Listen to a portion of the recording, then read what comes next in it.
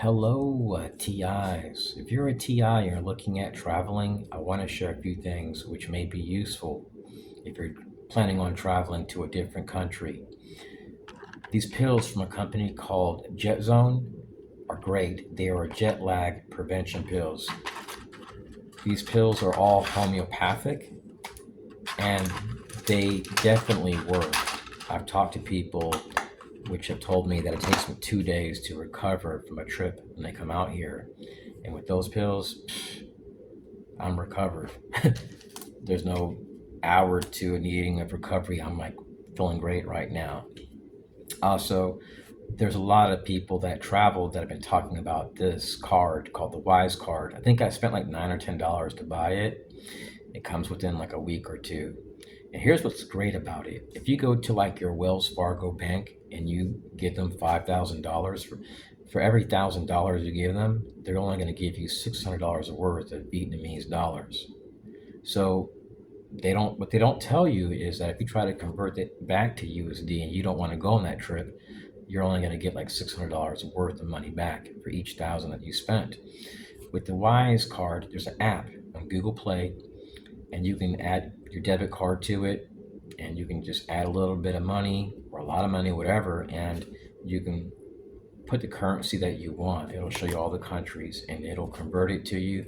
So you can go from Vietnam to China and put, the Chinese yuan and on the app, and it'll convert it to you. You can start using the card before you get there.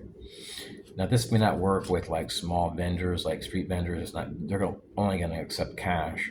But with this, you go to any restaurant, it should help you. And if you go to any restaurant, make sure there's a menu. There's a lot of people I've talked to that come out here and they go to places with no menu and they charge you 2 to 3 times more if you're a tourist. So it can't hurt to know a few words in their language. First of all, you want to have like a poncho with you. You never know if it can rain. Now, a lot of people that travel typically will bring a carry-on bag and a large suitcase. This is everything that I have right in here. All my stuff is in here for this trip.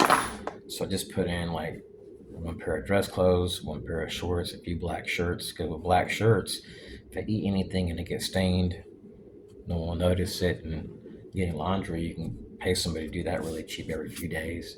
So if you're looking at traveling light, you don't want to stand out, you're going to be traveling around, it's a great way to travel. Also, another thing you may want to look at is cut resistant bags. This one right here has money in it, and you may not want to put all your eggs in one basket. Like if you have a place with a safe. And then also, I shared this with a TI a while back. Is shared on Facebook. Getting yourself some gold or silver. I wouldn't put your faith in it. You never know if it can drop dramatically. So I wouldn't buy a whole bunch if you don't have a lot of money to burn. But if you want to just have a little bit, this little coin right here, this little 1/10 gold coin, is worth over $300.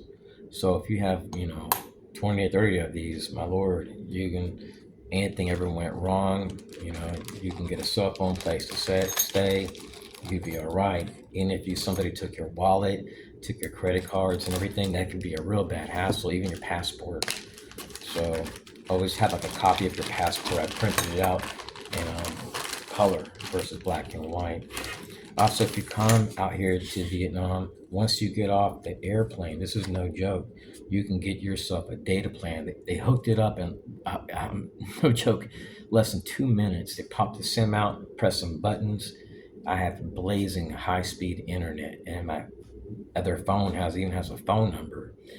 Before I came here, I bought this right here. It's a data plan, but after probably a couple of days, it would toggle down so slow that I wouldn't be able to use it. So once I got off the airplane, I bought this, and it's extremely cheap. And the internet is just as fast as T-Mobile and Sprint, probably faster. I was surprised how cheap it was. So if you arrive at 2 or 3 o'clock in the morning at the airport, you're going to have multiple people coming your way trying to sell you a data plan, and they do it really quick. eSIM, regular phone, I was shocked how fast it was. It blew me away. So when I got on the plane, to head to Vietnam from Orlando, I flew to Toronto and I had a really weird encounter with this lady. And then I had another weird encounter with her in Shanghai. And then when I arrived in Vietnam, I had to go through customs every single time. And she would bypass hundreds of people and she would get right next to me. She didn't harass me. She acted like she was ready to sleep with me. No joke. And I'm not no Fabio, no God's gift to women. It's like, my Lord, this is regular Joe. So when I arrive at every single port, she's like all up on me. And she's from Melbourne, Florida. And what's really weird is that I documented some unusual stuff in Melbourne, Florida. I live in Orlando, and I think it's like a 2 or 3 hour drive out there with traffic on average. So I get there and I noticed some surveillance a while back. That place is like a major hub for defense contractors. They're all over the place there. There's probably more than Orlando there. So that stirred up some curiosity. Why is this lady, asking so many questions? Why me out of all the people on that plane? It wasn't like she was treating me like I was a threat. She was treating me like she wanted some type of information. So when I get off the plane, let me go back. When I switch planes from Shanghai, I see that she's like 12 people back. And when I wake up here once we arrive in Vietnam, I look and she's sitting behind me. But behind me at first was a guy wearing a tie, a dress shirt and a tie. And he went back 12 seats and must have got her seat because she was behind me. I found that to be weird because I tried to buy a seat prior near by the aisle, but every seat was booked up. There was no way I could buy a seat. All the seats were full.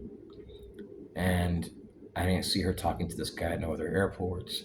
So when I was talking to her, she had asked me if I was going to share any information. And I'm like, what do you mean information?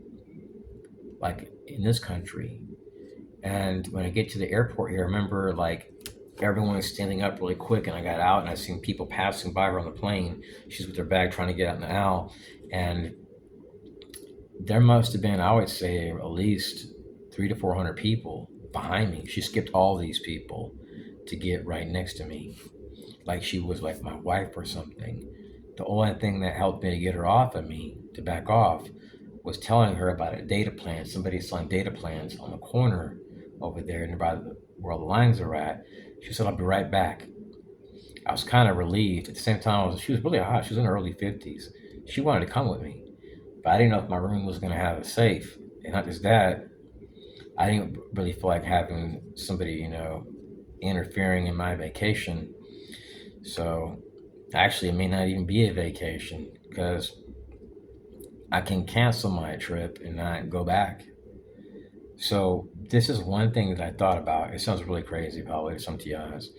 I got offered a job a while back, and the guy told me, he said, look, I'm not going to get too in-depth into my personal situation, but there's a network in China and they have people that work underground, like not like literally underground, where you get paid, a salary, they get you an apartment, you don't pay for the apartment. And I thought about going that route and doing like remote stuff online. I don't know. This is what gets me, fellow TIs, is that I've been harassed so much in Florida that it's sickening.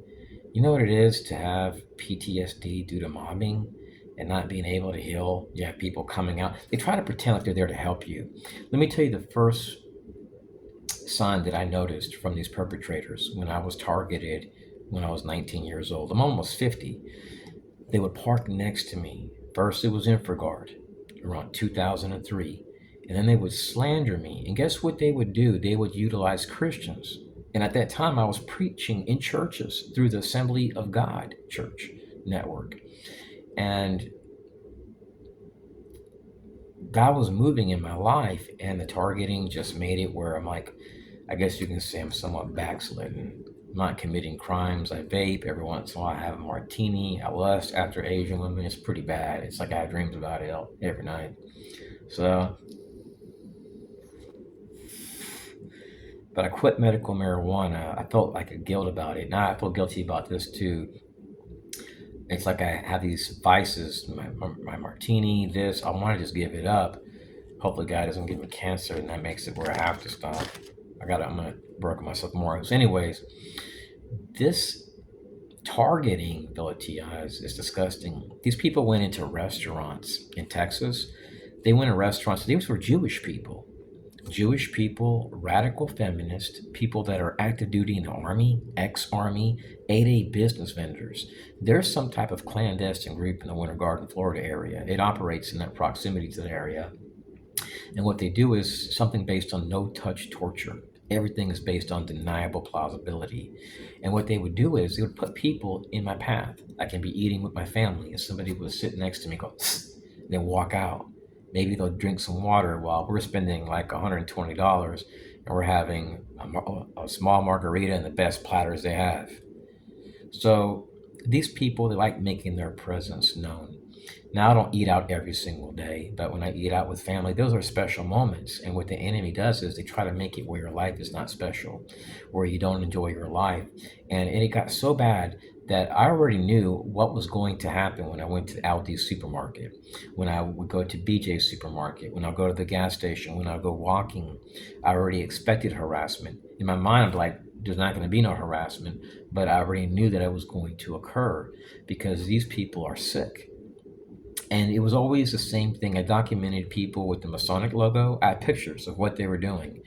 And what they were doing is completely sick. If I was to do this to them or cops, they'd be infuriated.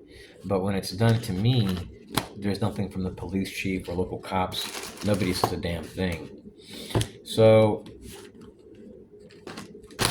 I feel like, and it's probably a gross way to describe it. You ever took a shit and like you felt relieved? It's like, my Lord, that's how I feel right now. I feel like I just got all the shit out of my life. I don't even want to go back. I'm not suicidal. I'm not homicidal, but I haven't enjoyed life for a long time. It's been just one thing after another.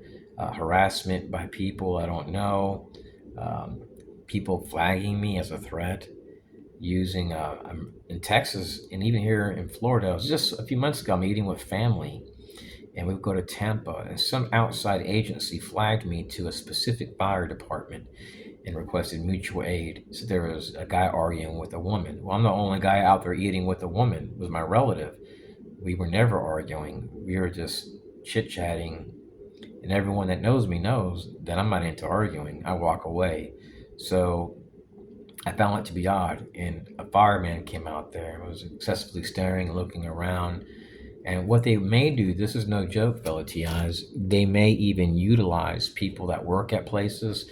While I was there, I talked to the guy 2 weeks after this incident. Somebody knocked on the back door of a Chipotle and said some stuff about me. And the guy comes out around to my table, whistles one time really loud, and walks right back inside.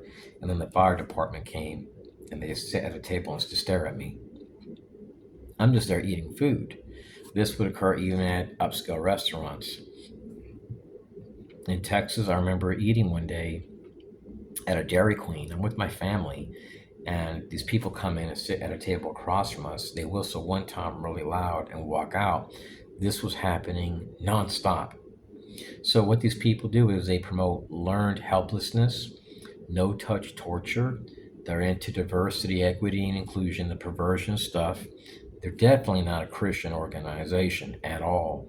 And I believe that a lot of their policies could have roots into like BlackRock and their ideologies. I'm not saying they're behind the gang stalking at all, but this activity is definitely a very Jewish, Masonic, far left program. And there are conservatives in this, but it's not a conservative party. These are just regular business owners, veterans, which are looking for contracts from any agency, and they see it as an opportunity to serve their nation. And they'll even slander you based on their words. Anyways, I'm about to go to bed. God bless. Peace.